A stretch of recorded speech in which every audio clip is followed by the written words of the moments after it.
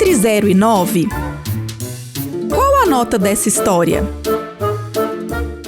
Tem gente que se mete em confusão fazendo fofoca, traindo, criando intriga.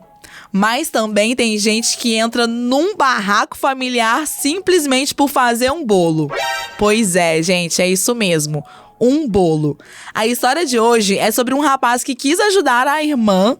Ele usou o dom dele de cozinha, se dedicou e saiu da festa sem entender absolutamente nada. Agora me diz, dá pra confiar em parente? Bom, o Ítalo tem 23 anos, já mora sozinho. Sozinho assim, ele divide apartamento com um amigo. Ele trabalha com vendas, mas gosta muito de confeitaria. E ele cozinha nas horas vagas. Ele falou que não trabalha com isso, mas se alguém encomenda alguma coisa, ele vai lá e faz. E que de vez em quando, ele leva umas coisinhas pra vender no trabalho também. Ele disse que foi bem autodidata, sabe? Que tudo começou por hobby. Foi testando uma receita ali, outra receita aqui, vendo coisas da internet. E hoje ele já faz uns trocados extras aí com isso. Só que, claro, como todo talento doméstico, vira o cozinheiro oficial da família em qualquer ocasião, né? Aniversário de vó, é ele que faz os doces. Natal, é ele que faz o pavê. Aniversário de criança da vizinha, chama ele também, gente. Pois é. E aí, quando pagam, ainda reclamam do preço. Que é aquele absurdo que parece que tá todo mundo mal acostumado, né? E foi aí que veio a ideia da irmã dele, a Lorena, que tá grávida do primeiro filho com o Rodrigo, o marido dela. Ela mandou mensagem pro Ítalo toda animada, pedindo pra ele fazer o bolo de revelação do sexo do bebê. Aquele clássico, sabe? Bolo branco por fora e por dentro rosa ou azul, pra mostrar se vem menina ou menino. O Ítalo topou na hora. Era o primeiro sobrinho ou sobrinha dele, ele tava super animado com isso também. Ele já fazia tudo mesmo, então dessa vez seria algo um pouquinho mais diferente. E ele ia poder usar mais a criatividade dele. Bom, ele pagou tudo do próprio bolso. Farinha, ovo, pasta americana, corante, energia elétrica, gás e o tempo dele, né, gente? Ele falou que quando é a família dele que pede alguma coisa, ele nem tem muita coragem de cobrar e espera a pessoa perguntar. No caso da Lorena, nada foi falado sobre o pagamento. No meu caso, se é minha irmã ou meu irmão, eu também não cobraria, tá? Então, assim... Enfim, né, gente? Vamos lá. Mas beleza, eles combinaram lá como ela queria o bolo, pra quantas pessoas eram, e ela deixou ele criar também a decoração e tudo mais. Então assim, o chá revelação ia ser num domingo de manhã, e na segunda-feira da semana do chá revelação, o Ítalo mandou uma mensagem pra irmã perguntando: Lorena, me passa aí se é rosa ou azul, pra eu já ir pensando no recheio. E daí a Lorena respondeu: eu também quero ser surpreendida, né? Faz neutro e a gente descobre junto. Ué, tudo bem a mãe não querer saber o gênero do filho. Pra ela tem que ser surpresa mesmo, né? Mas fazer um bolo neutro? O Ítalo ficou meio confuso. Ele perguntou se era pra ele fazer um bolo revelação, que não revelaria nada. E daí ela riu, falou que outra pessoa entraria em contato com ele com mais informações. E falou pra ele ficar tranquilo, que tava tudo sob controle. Aí o Ítalo esperou. Passou segunda, terça, quarta, nada. Ninguém entrou em contato com ele.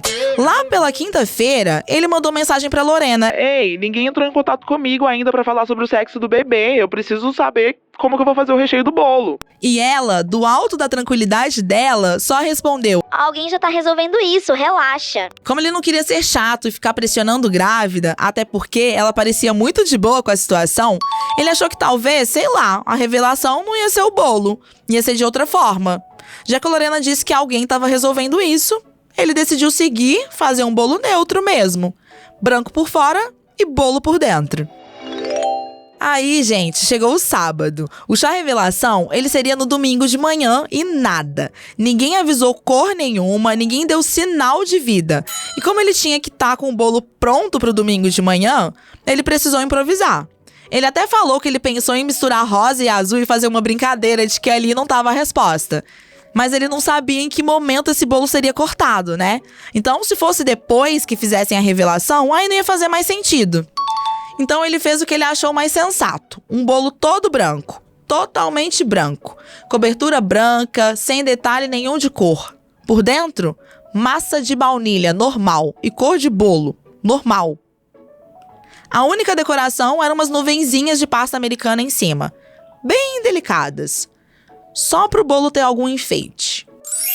Aí, quando o bolo ficou pronto, ele disse que tava bem bonito. E aí ele pensou: Tá neutro, tá bonito, tá gostoso. Não é culpa minha que ninguém me passou a informação. E aí ele foi à noite na casa da mãe dele e entregou o bolo, porque seria lá que aconteceria o chá. E esse foi combinado com a Lorena. Corta pro domingo de manhã. Os pais do Ítalo, eles moram meio que em uma chácara, porém dentro da cidade mesmo. É uma casa com um quintal grande, com uma área verde bonita, e tava aquele clima de reunião de família, mesa de frios, salgadinhos, docinhos, decoração azul e rosa, chá revelação clássico. E o bolo tava no centro da mesa. O Ítalo falou que tava até brilhando de tão branco que o bolo era. O tempo foi passando e o Ítalo foi ficando curioso pra saber onde ia ser a revelação, né? Sim! Deu a hora da revelação.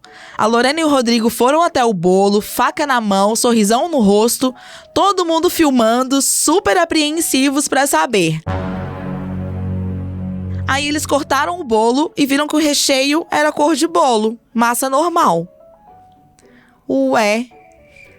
O Ítalo falou que o silêncio que se fez foi um negócio constrangedor, tá? Primeiro, teve aquele segundo de: será que cortaram errado? Depois um burburinho crescendo. E aí ele falou que a Lorena, ela foi cortando outras partes do bolo e destruiu o bolo inteiro. E por fim, ela virou pra ele e chamou ele num canto e falou: Você tá de sacanagem comigo, né? Por que esse bolo tá branco? E o Ítalo, que diz que é uma pessoa calma e tranquila, porém também ele é debochado, ele respondeu assim pra irmã: Lori, ninguém me falou o sexo do bebê, eu te perguntei, você disse que alguém ia me avisar. Ninguém avisou, eu te perguntei de novo, e você disse que já tinha alguém cuidando disso, então ok. Você pediu pra eu fazer um bolo neutro, eu fiz. Aí, meus amigos, o negócio virou um barraco, tá bom? E a Lorena, ela já começou a gritar que ele era o único que sabia o sexo do bebê. Como que ele podia fazer aquilo com ela? Que ele tinha destruído o chá revelação dela. E que ele não podia ter feito aquilo.